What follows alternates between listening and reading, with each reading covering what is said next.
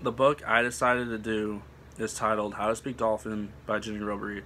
It begins by introducing the two main characters, Lily and her younger stepbrother Adam, who is also autistic. The book begins with Lily having flashbacks of the time when her mother was still alive and she was swimming with dolphins. This was before they really knew Adam was actually autistic. The story moves on discussing how the present day life is for Lily, as her stepfather entitles her to basically be her little brother's caregiver due to all the caregivers who end up quitting because they can't deal with Adam. Don, Lily's father, doesn't really show love to Lily, his stepchild, throughout the beginning of the passage, and he seems to be oblivious even to consider his son is autistic. Eventually, Don finds a nanny for his son, and she ends up staying with the family for the rest of the book. Don has also rejected help for Adam without even allowing anything to have a chance for healing, until both Lily and Suzanne, the nanny, had enough. Suzanne threatened Don she'd quit her job unless he looks for professional help for his son. Due to this challenge, Don goes back to the ideas he had but turned down. The ideas he had were the Cutter Academy for kids with disabilities for Adam, and then also for Adam to have dolphin assisted therapy since his son loves dolphins so much. After Don places Adam into two different organizations, he begins to see a change.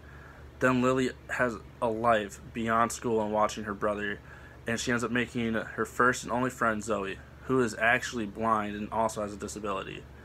Towards the end of the book, Adam's dolphin, Nori, that he has assisted therapy with, that Don's actually working on to cure her from cancer, finally recovers.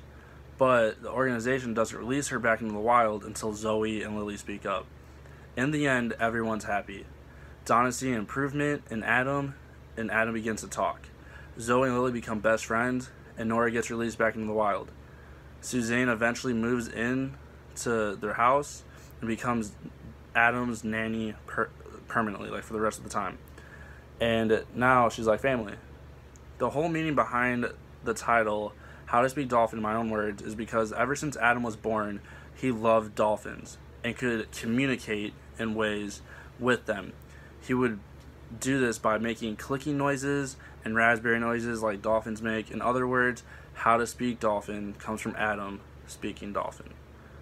So how does this book entitle like both the disabled like characters, like both Zoe, who's blind, and Adam, who's basically the whole entire story that's around, who has autism? So for Adam, he never spoke any words until a few months or so going through the Cutter Academy.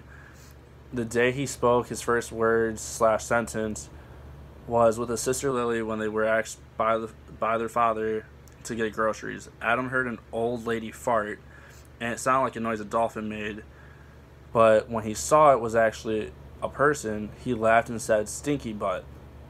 Due to Adam starting late with receiving help, it affected his family because they never truly knew what he wanted and if he would ever get better.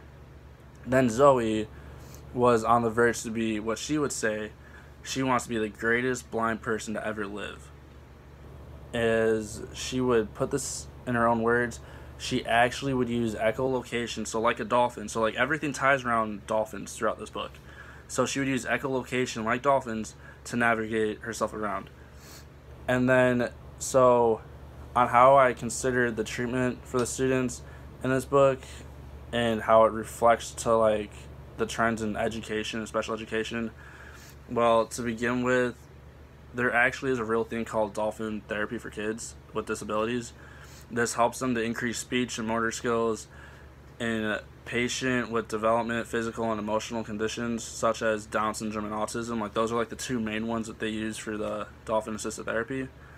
And then they actually do have like specific schooling academies, like what the Cutter Academy, like where Adam went. They actually have stuff like that in real life, but it's just a boatload of money. So like not that many people actually do it that I know of. And so to me, what the author seems to be saying about characters with like individuals with disabilities in general. So both Adam and Zoe, I feel, were being portrayed as both obviously are disabled, but they don't allow their disabilities to define them.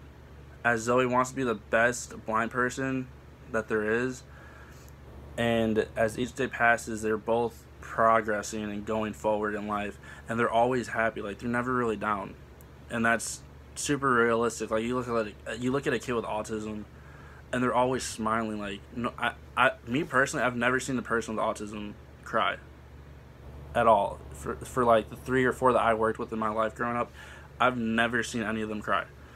And so they're always happy and they're never down. So Ginny Robry seems to be portraying individuals with disabilities to be the same as anyone else.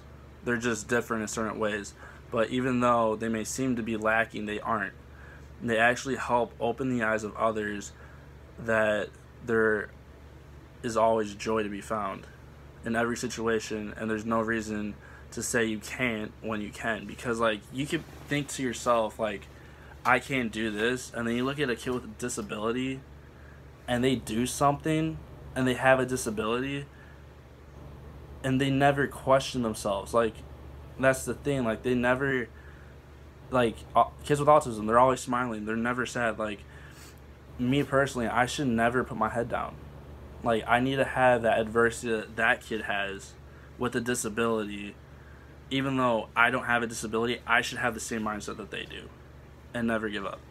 So this book, how does it impact me and when I look into the future with my future students? So it helped open my eyes that everyone needs help in something, and even though some things may not happen right away, you need to keep being patient, because it could soon change. Like, it's not going to change overnight all the time. Sometimes it may, sometimes it may not. But like how all Don wanted was to hear his son speak, and it eventually came, but it came with work and help.